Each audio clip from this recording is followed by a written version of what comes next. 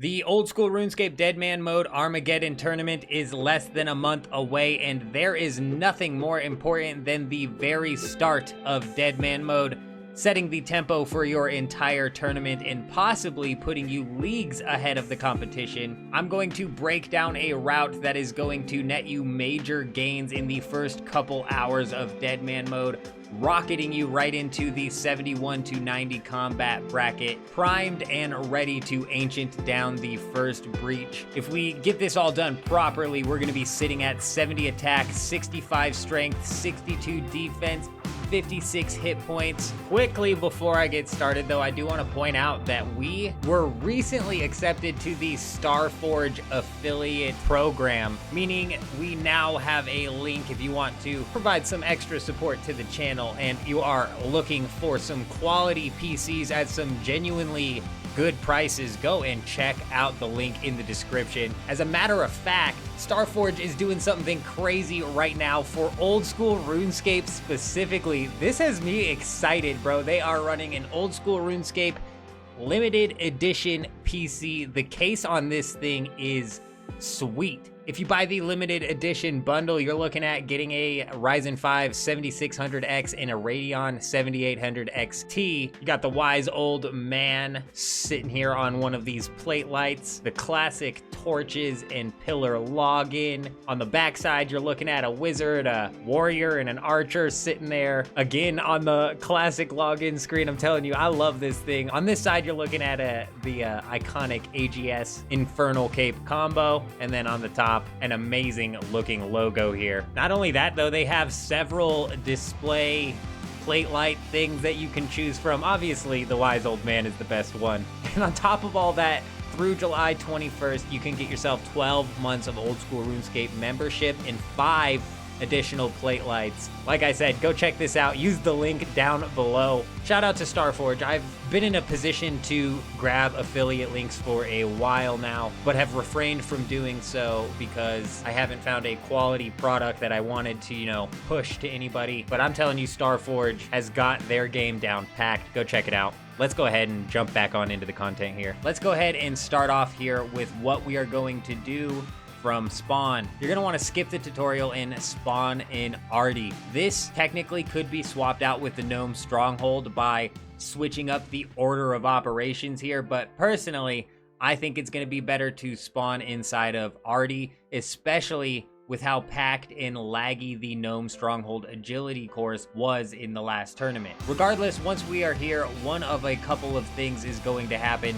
If we spawn in the center of the market, I'm just going to work my way down to the Tree Gnome village, chopping 6 logs on the way. We should be set up with like 5,000 gold, a decent amount of some tunas, as well as a relic in our inventory. So if we happen to spawn anywhere near the general store, what I will do is I will stop by there and pick up a ball of wool and rope on my way down to chopping the 6 logs and heading to Tree Gnome Village. The end goal here is Tree Gnome Village to complete the quest for 114,000 attack experience. In total, this should take between 12 and 20 minutes depending on how quickly we are able to do this. The hardest part here being safe spotting this thing with only 10 health. Technically at this spot, if I was running one account, I would want to work my way down to grab a dose of the super anti-poison, but I think this is a good time as any to bring up that I am going to be running a second account that's going to be doing some very important things for me on the side. We'll get to that a little bit later, so we won't have to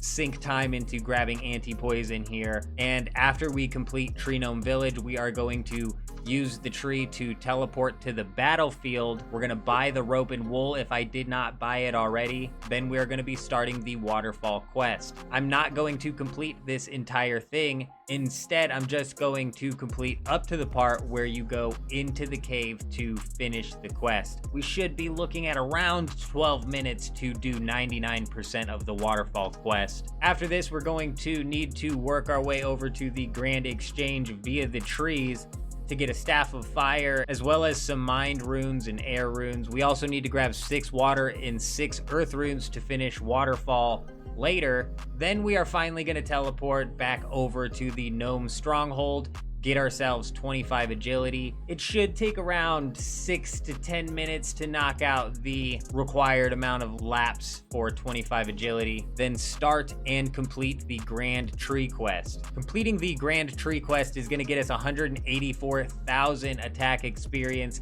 and take right around 20 minutes. And at this point, we are going to be very close to losing our protection timer, if not having lost it already, as well as we're going to be very close to maxing out our combat in this bracket, which would force us into the next one. So what we're going to do here is bring back into play the alt that we have been playing on the side.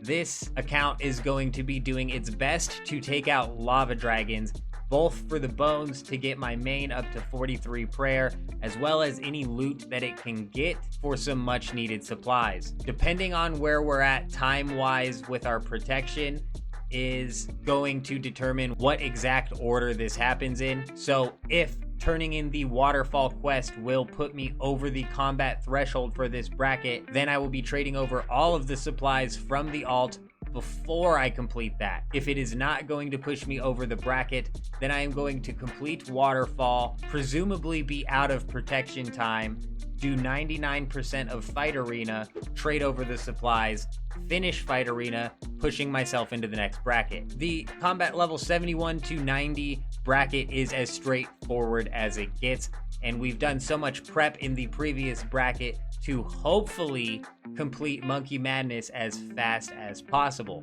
We're going to take our bones up to the Wilderness Altar, killing just a bit of my protection. Then we're going to need to complete Monkey Madness. Hopefully, if we're fast enough before the protection runs out, but in all likelihood, we're going to end up finishing the end of Monkey Madness without our protection. Regardless, we're going to get it done, which is going to get us 350,000 strength experience and defense experience, as well as 200,000 attack and hit points experience, which should immediately push us into the level 71 to 90 bracket. Here is where we'll be able to unlock Desert Treasure, and with another hour of protection, we will be training our mage up inside of the monkey tunnels until either A, the first breach opens up, or B, our protection runs out. There is a lot with this plan that can go terribly, terribly wrong. The timing is really, really pinched with the protection on the initial combat bracket and even the Monkey Madness combat bracket. I hate questing in old school RuneScape. I don't remember the last time I did Monkey Madness, so that's going to be a challenge in and of itself. Keep an eye out on the channel because I will be breaking down exactly how good or how poorly my day one in Deadman mode Armageddon went. Let me know down in the comments what sort of game plans you guys have theory crafted out so far, but that is all of the information that I wanted to go over in this video. I hope you guys all have an amazing day. I'm out.